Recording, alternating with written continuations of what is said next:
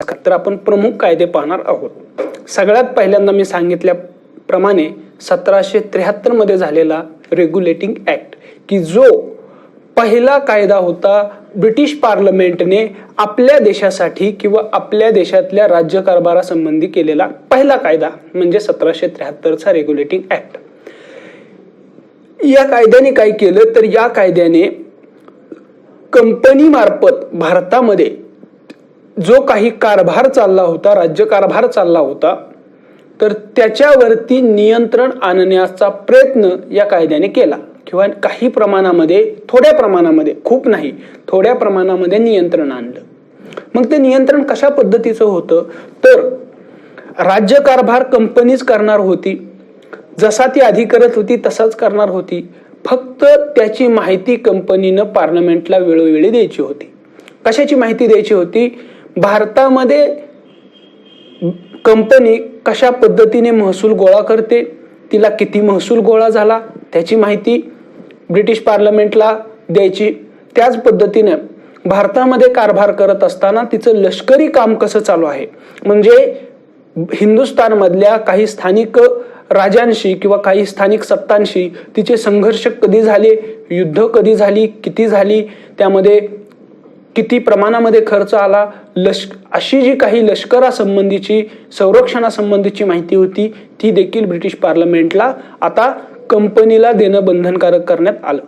म्हणजे लक्षात आलं थोडक्यात काय की कंपनीच कारभार करणार होती, आधी करत होती तसाच करणार होती, फक्त तिला त्याची माहिती आता ब्रिटिश पार्लमेंटला वेळोवेळी द्यायची होती आणि त्या माहितीच्या आधारावरती पार्लमेंट देखील काही सूचना आता कंपनीला करू शकत होती। म्हणजे काही प्रमाणामध्ये जर पार्लमेंटला वाटलं की तुम्ही जो काही कारभार करत आहात तो योग्य चालत नाहीये, तर त्यासाठी काही सूचना देखील पार्लमेंट आता कंपनीला करू शकत होती। कंपनीला म्हणजे कोणाला? संचालक मंडळाला। कारण का तर ते संचालक मंडळच सगळा कारभार चालवत होतं। लक्षात आलं? आता ही एक बाजू झाली। आता आपण आपल्या देशामध्ये या काही वेळासाठी आपल्या देशामध्ये मग प्रत्यक्ष कारभार कसा चालायचा ते पाहूयात। आता आपल्या देशामध्ये या 1773 मध्ये देशाच्या 3 वेगवेगळ्या भागामध्ये ब्रिटिशांचं राज्य होतं।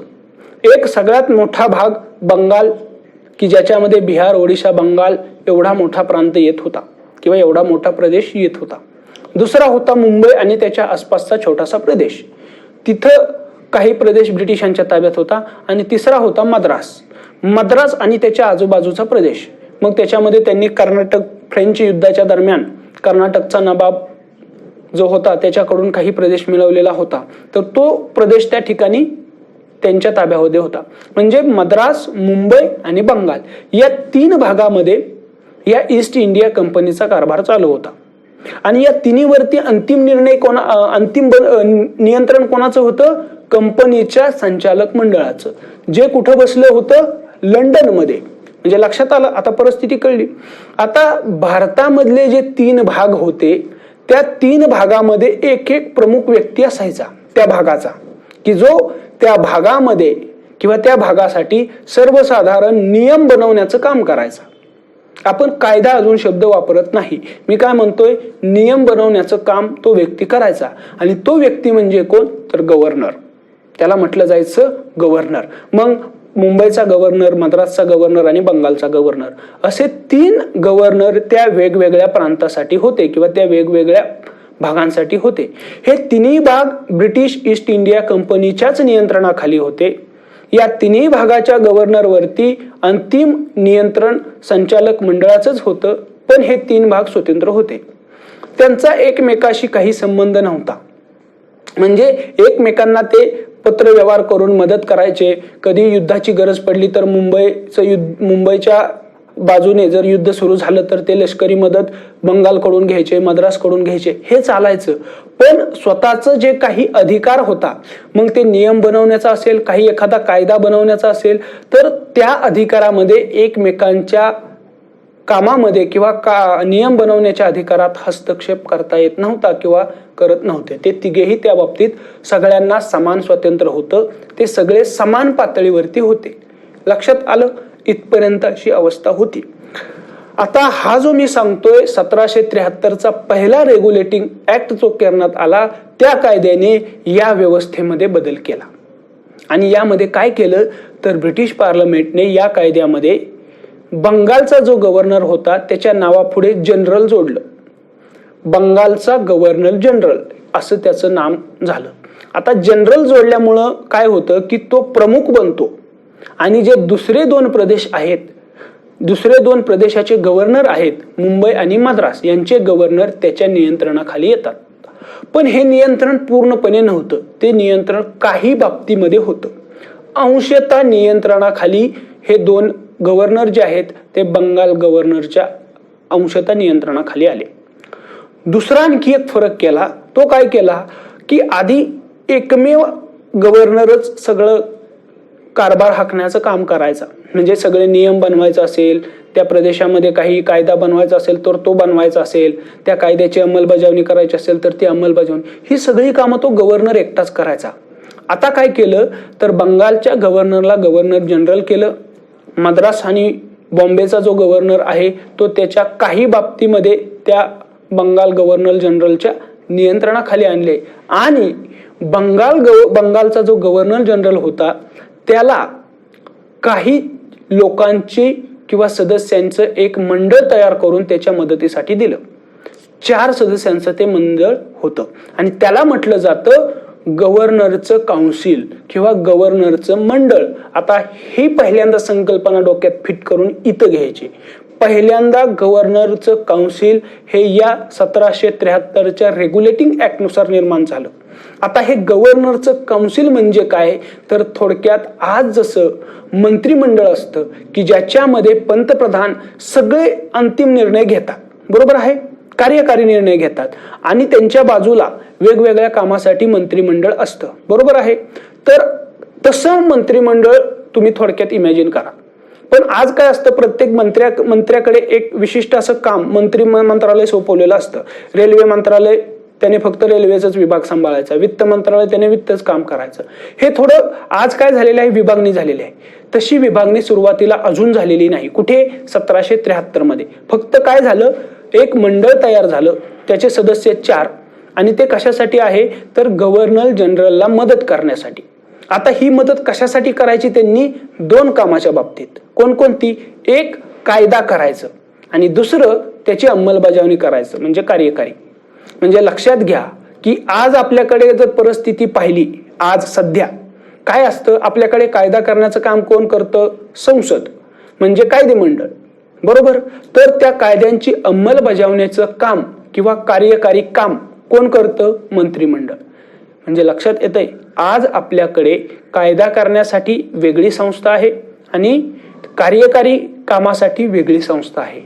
पण 1773 साली जेव्हा गव्हर्नरचं काउन्सिल, तेही बंगालच्या गव्हर्नरचं काउन्सिल निर्माण झालं, तेव्हा मात्र हे जी 2 कामे आहेत, एक कायदा बनवण्याचं आणि दुसरं त्याची अंमलबजावणीचं काम, हे दोन्ही कामं एकाच संस्थेकडे होती आणि ती संस्था म्हणजे गव्हर्नर जनरल प्लस त्याचे सदस्य.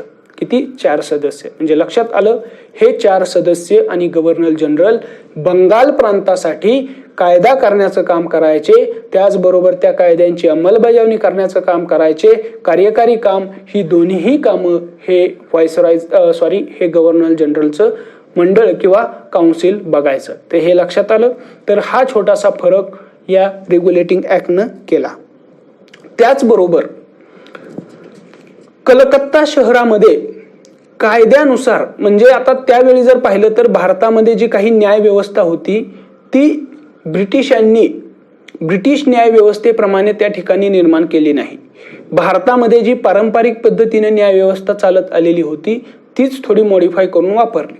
परंतु लक्षात घ्या की हे भारतीय लोकांसाठी ठीक होतं, पण जी काही प्रमुख शहरे होती, म्हणजे बंगाल प्रांतामध्ये जे कोलकाता शहर होतं की जिथे जास्तीत जास्त लोक हे इंग्लिश लोक होते, ब्रिटनचे लोक आलेले होते, ते त्या ठिकाणी राहिलेले होते. व्यापाऱ्यांची फॅमिली होत्या, त्यांचे जे काही कंपनीचे कर्मचारी होते, त्यांची कुटुंबे होती, तर हे ब्रिटिश लोक होते आणि त्यांचं एक शहरच तयार झालं होतं कलकत्ता. मुंबईमध्येही तीच परिस्थिती होती, मद्रासमध्येही तीच परिस्थिती होती. मग आता ह्या ब्रिटिश लोकांच्यासाठी न्याय व्यवस्था असली पाहिजे की नाही, म्हणजे या ब्रिटिश लोकांमध्येच काही वाद निर्माण झाला तर ते सोडवण्यासाठी न्यायालय पाहिजे. आता ते न्यायालय काय आपल्या देशातले कायदे वापरणार नाही किंवा आपल्या देशाची पद्धत वापरणार नाहीत. ते त्यांच्या देशामध्ये ज्या पद्धतीनं न्याय व्यवस्था चालते किंवा ज्या पद्धतीनं त्या देशामध्ये कायदे आहेत त्याच कायद्यानुसार ती चालणार. बरोबर आहे की नाही. तर त्यासाठी एक सुप्रीम कोर्ट जे आहे ते कलकत्ता शहरामध्ये स्थापन करण्यात आलं की जे फक्त आणि फक्त ब्रिटिश ईस्ट इंडिया कंपनीच्या कर्मचाऱ्यांसाठीच होतं. तर हे देखील या ठिकाणी लक्षात घेणं गरजेचं आहे. म्हणजे लक्षात आलं त्यावेळी जरी सुप्रीम कोर्ट जरी स्थापन झालं असलं ते फक्त ब्रिटिश लोकांसाठीच होतं. तर हे या ठिकाणी लक्षात घेणं गरजेचं आहे. म्हणजे आता मी पुन्हा एकदा या कायद्यामध्ये काय काय बदल केला ते एकदा सांगतो. 1773 पहिला कायदा जो ब्रिटिश पार्लमेंटने आपल्या देशातल्या कारभारासंबंधी केला.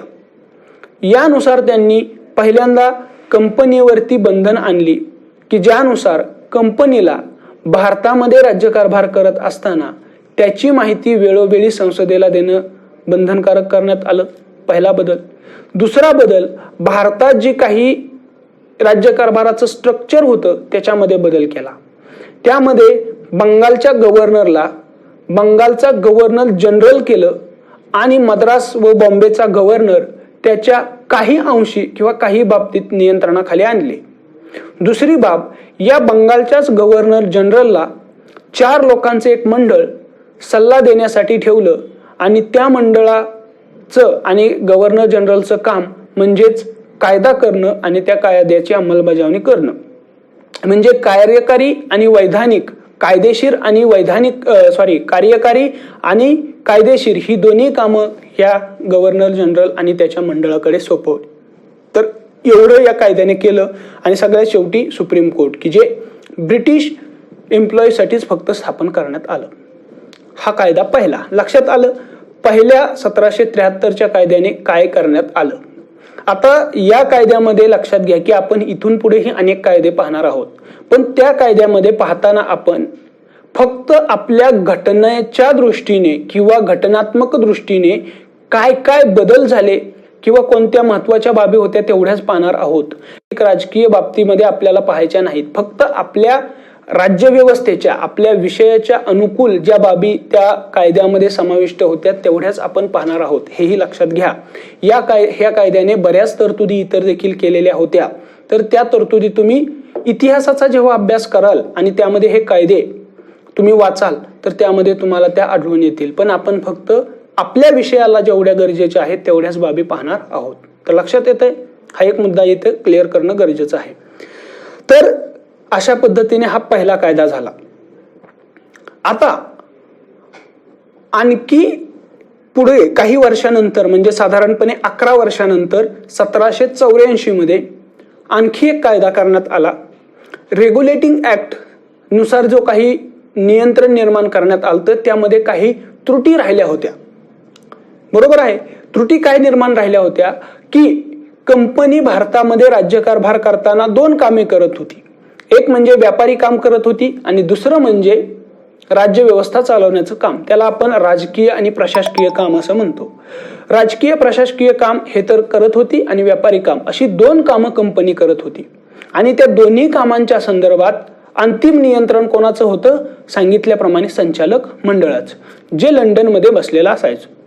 तर त्यामुळे काय व्हायचं की या दोन्ही कामा एकाच संचालक मंडळाचं नियंत्रण असल्यामुळे, एकाच मंडळाचं नियंत्रण असल्यामुळे त्याच्यावरती गोंधळ माजला. ती दोन्ही कामं व्यवस्थित होईनाशी झाली. भ्रष्टाचाराला मोठ्या प्रमाणात वाव मिळू लागला आणि त्यामुळे मग ती त्रुटी दूर करण्यासाठी सरकारने पुढे पिट्स इंडिया ऍक्ट केला. आता पिट्स इंडिया ऍक्ट का म्हटलं जातं तर पिट्स नावाच्या व्यक्तीने तो पार्लिमेंटमध्ये मांडलेला होता किंवा तो पिट्स नावाचा व्यक्ती पंतप्रधान होता त्यावेळी ब्रिटिश पार्लमेंटमध्ये आणि त्याने ते विधेयक ब्रिटिश पार्लमेंटमध्ये मांडलं आणि म्हणून त्याला पिट्सचा कायदा असं म्हटलं जातं आणि तो 1784 मध्ये करण्यात आला. लक्षात आलं. मग आता या कायद्याने काय केलं ते सांगतो मी. तर महत्वाच्या बाबी या कायद्याने मी सांगितल्याप्रमाणे आता काय होतं की व्यापारी कार्य कंपनीचं आणि प्रशासकीय राजकीय काम या दोन्ही कामावरती संचालक मंडळ म्हणजे बोर्ड ऑफ डायरेक्टर याचंच नियंत्रण होतं. तर मग या कायद्यानं काय केलं की व्यापारिक काम वेगळं केलं, प्रशासकीय आणि राजकीय काम वेगळं केलं. ह्या व्यापारिक काम जे कंपनी करत होती भारतामध्ये, तर त्या कामावरती त्याच्यावरती अंतिम निर्णय घेण्याचं किंवा ते काम चालवण्याचं अधिकार या बोर्ड ऑफ डायरेक्टर म्हणजे संचालक मंडळाकडे तेवढाच काम सोपवलं होता. कोणतं? व्यापारी कामावरती नियंत्रण ठेवायचं. आणि जे उरलेलं राजकीय आणि प्रशासकीय काम होतं त्याच्यासाठी एक नवीन मंडळ निवडण्यात आलं किंवा नवीन मंडळाची स्थापना करण्यात आली आणि त्याला नाव दिलं नियंत्रण मंडळ किंवा बोर्ड ऑफ कंट्रोल. तर अशा पद्धतीनं या पिटच्या कायद्यानं सगळ्यात महत्वाचा बदल झाला तो म्हणजे कंपनीचं व्यापारी काम आणि प्रशासकीय व राजकीय काम वेगळं केलं. व्यापारी काम हे संचालक मंडळाकडेच राहू दिलं, तर प्रशासकीय व राजकीय कामासाठी संचालक मंडळासारखंच एक नवीन मंडळ स्थापन केलं आणि त्या मंडळामध्ये शेअर होल्डर्सने निवडून दिलेले तर प्रतिनिधी होतेच, जसं संचालक मंडळात होते तसे. त्याचबरोबर ब्रिटिश पार्लमेंटच्या वतीने देखील काही प्रतिनिधी त्यामध्ये होते. आणि अशा पद्धतीनं आता ब्रिटिश पार्लमेंट प्लस व्यापारी किंवा ती कंपनी या दोघांचं मिळून असणारे हे बोर्ड ऑफ कंट्रोल किंवा नियंत्रण मंडळ भारतामधला राजकीय आणि प्रशासकीय कारभार पाहू लागलं. तर फक्त व्यापारी कंपनीचा असणारं संचालक मंडळ हे भारतामधला कंपनीचा व्यापारी कारभार पाहू लागलं. क्लिअर झाली गोष्ट? ओके. तर हा महत्वाचा फरक या पिट्स इंडिया कायद्याने केला. आणि अशा पद्धतीने जे काही होतं शासन, दुहेरी शासन आपण म्हणू शकतो याला, तर या ठिकाणी निर्माण झालं. पण या दुहेरी शासनाचा अर्थ कळला. कंपनी दोन कामं करत होती. व्यापाराचं काम करायचीच, ती सुरुवातीपासून व्यापार करत होती. पुन्हा जेव्हा तिच्याकडे राजकीय आणि प्रशासकीय काम आलं ती देखील काम तीच करू लागली होती कंपनी. पण काय होतं की याच्या दोन्ही कामावरती नियंत्रण संचालक मंडळाचं होतं. तर या कायद्याने, पिट्स इंडिया कायद्याने हे तोड केली किंवा फोड केली. व्यापारी काम वेगळं केलं आणि त्याचं नियंत्रण म्हणजे व्यापाराशी संबंधित कोणताही निर्णय घ्यायचा तो त्या संचालक मंडळाने फक्त घ्यायचा. तर इतर जे काम आहे राजकीय आणि प्रशासनाच्या दृष्टीने किंवा राजकीय प्रशासकीय काम म्हणतो आपण, तर त्या कामाच्या संदर्भात मात्र बोर्ड ऑफ कंट्रोल आता निर्णय घेणार होतं. त्यात तो अधिकार संचालक मंडळाला राहिला नाही. आणि या बोर्ड ऑफ कंट्रोलमध्ये कंपनीचा सहभाग होता, त्याचबरोबर पार्लमेंटचे देखील प्रतिनिधी होते. तर लक्षात आलं, अशा पद्धतीने हे दुहेरी शासन या ठिकाणी निर्माण झालं. तर हा एक महत्वाचा फरक आहे, तो महत्वाचा तरतूद या कायद्याने केली हे या ठिकाणी लक्षात घ्यायचं. आणि आणखी एक काय केलं की आतापर्यंत भारतामधलं जे काही क्षेत्र होतं ब्रिटिशांच्या ताब्यात, तर त्याला कंपनीचं क्षेत्र म्हटलं जायचं, कंपनीचा एरिया. मग तो बंगाल प्रांत, मुंबई, मद्रास हा जो काही प्रांत होता त्याला कंपनीचं क्षेत्र म्हटलं जायचं. आणि या पिट्स कायद्यामध्ये पहिल्यांदाच त्याला ब्रिटिशांचं क्षेत्र म्हटलं. म्हणजे का? तर पार्लमेंटने, बघा मी म्हटलं की 73 पासून पार्लमेंटने हळूहळू आपलं नियंत्रण वाढवायला सुरुवात केली. तर त्यांनी काय केलं, आता कंपनीचं क्षेत्र न म्हणता त्याला ब्रिटिशांचं क्षेत्र म्हणलं. तर लक्षात आलं. तर या दोन बाबी लक्षात ठेवायच्या. एकच बाब लक्षात महत्वाची, पिट्स इंडिया कायद्याच्या बाबतीत प्रश्न आला तर तो हाच येतो की काय करण्यात आली महत्वाची तरतूद, किंवा कंपनीचं व्यापारिक काम आणि प्रशासकीय व राजकीय काम हे कोणत्या कायद्याने वेगळं केलं. तर हे या ठिकाणी लक्षात ठेवायचं. पिट्स कायदा किंवा अशाही पद्धतीने प्रश्न विचारतात की बोर्ड ऑफ कंट्रोल नियंत्रण मंडळाची निर्मिती कोणत्या कायद्याअंतर्गत करण्यात आलेली होती. तर हे दोन बाबी किंवा हे दोन प्रश्न आपले या कायद्यानुसार रेडी झालेले पाहिजेत. एवढ्या दोन बाबी आपल्याला या ठिकाणी महत्वाच्या आहेत. लक्षात आलं. आतापर्यंत आपण दोन कायदे पाहिले. 1773चा पहिला रेग्युलेटिंग ऍक्ट की ज्याने फक्त कंपनीच्या भारतामध्ये राज्यकारभार करण्यावरती नियंत्रण आणलं.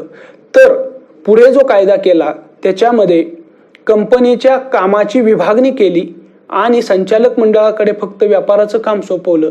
तर नवीन एक मंडळ ज्याला नियंत्रण मंडळ म्हटलं, बोर्ड ऑफ कंट्रोल म्हटलं, त्याच्याकडे राजकीय व प्रशासकीय काम सोपवलं. तर या बाबी या दोन कायद्याच्या अंतर्गत आपल्याला समजून घेतलेल्या आहेत. बरोबर आहे? ओके. मग आता थोडं पुढे जाऊयात. पुढे आपण काय पाहणार आहोत, चार्टर कायदे, सनदी कायदे. आता हे चार्टर कायदे किंवा सनदी कायदे म्हणजे काय? चार्टर याचा अर्थ असा असतो की तुम्हाला एक सनद दिली जाते, परवानगी दिली जाते, परवाना, थोडक्यात लायसन. कंपनीला भारतामध्ये व्यापार करण्याची सनद मी पहिल्यांदा मगाशी म्हटलं होतं, कोणी दिली होती? ब्रिटिशच्या राजाने. कधी दिली ती? 1600 मध्ये, जेव्हा कंपनी स्थापन झाली तेव्हा. पण आता 1773 मध्ये पार्लमेंटचा संबंध कंपनीशी आला. थोडक्यात पार्लमेंटचं कंपनीवरती नियंत्रण आलं आणि त्यामुळे कंपनी भारतामध्ये जो काही काम करत होते, व्यापारी प्लस राजकीय प्रशासकीय, एकंदरीत आपण त्याला राज्यकारभार हा शब्द वापरतो, दोन्ही सगळ्याला एकत्र.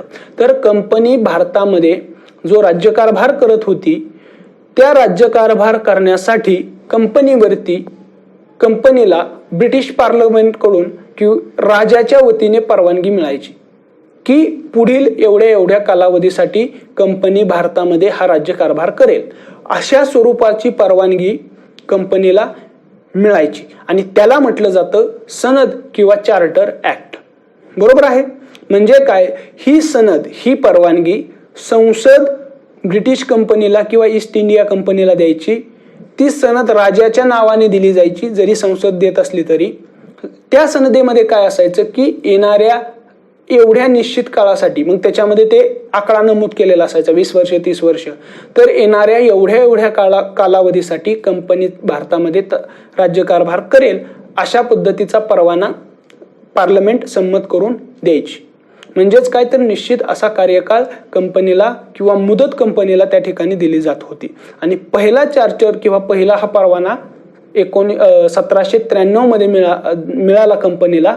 1793 साली पहिला चार्टर ऍक्ट पारित झाला आणि त्या ऍक्टने पुढील 20 वर्षांसाठी कंपनीला भारतामध्ये राज्यकारभार करण्याची परवानगी दिली.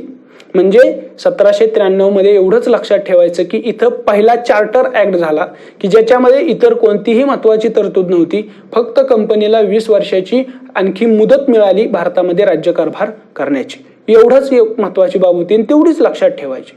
1793चा पहिला चार्टर कायदा. आता ही 20 वर्षांची मुदत कधी संपली? 1813 साली. आता 1813 साली मग पुन्हा प्रश्न निर्माण झाला, कंपनीचाच राज्यकारभार जो आहे किंवा कंपनीला जो आपण 20 वर्ष मुदत दिलेली होती ती पुढे आणखी वाढवायची का आता रद्द करायची? तर लक्षात घ्या की या दरम्यानच्या काळात किंवा 1793 ते 1813 ही जी 20 वर्ष झाली पहिल्या चार्टर कायद्याने मिळालेली 20 वर्षांची संमती, तर या काळामध्ये इंग्लंडमध्ये औद्योगिक क्रांती झाली.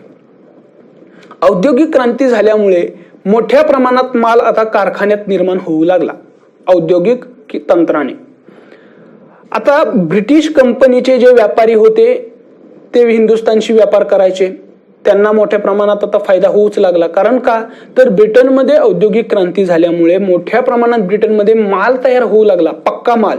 आता तो माल विकायसाठी मोठी बाजारपेठ पाहिजे आणि ती बाजारपेठ हिंदुस्थानमध्ये होती. परंतु हिंदुस्थानमध्ये व्यापार करण्याची परवानगी फक्त ईस्ट इंडिया कंपनीलाच होती. त्याच्यामुळे ईस्ट इंडिया कंपनीचेच व्यापारी फक्त इथं माल विकू शकत होते. मग त्यामुळे झालं असं की जे दुसरे व्यापारी आहेत त्यांनी भारतामध्ये व्यापार करण्यासाठी परवानगी मागायला पार्लमेंटवरती दबाव आणला आणि सांगितलं की जे काही फक्त भारतात व्यापार करण्याची परवानगी ईस्ट इंडिया कंपनीलाच आहे ती तुम्ही रद्द करा आणि सगळ्या व्यापाऱ्यांना भारतात व्यापार करण्याची परवानगी घ्या. थोडक्यात काय? ईस्ट इंडिया कंपनीचा व्यापारी एकाधिकार रद्द करा. मी काय बोलतोय? व्यापारी एकाधिकार जो आहे तो रद्द करा आणि दुसऱ्या व्यापाऱ्यांना देखील हिंदुस्थानमध्ये व्यापार करण्यासाठी परवानगी द्या. आणि साहजिक आहे, ब्रिटनमध्ये आज जशी आपल्याकडे लोकशाही आहे तशी ब्रिटनमध्ये त्यावेळी लोकशाहीच होती. त्यामुळे तिथं देखील प्रौढ मतदान पद्धतीनं त्या ठिकाणी सरकार निवडलं जायचं. आणि ज्यावेळी दुसरे व्यापारी अशा पद्धतीनं मागणी करू लागले तेव्हा सरकारला साहजिकच होतं स्वतःची सत्ता टिकवण्यासाठी त्यांच्या मागणीला मान्यता देणं आवश्यक होतं.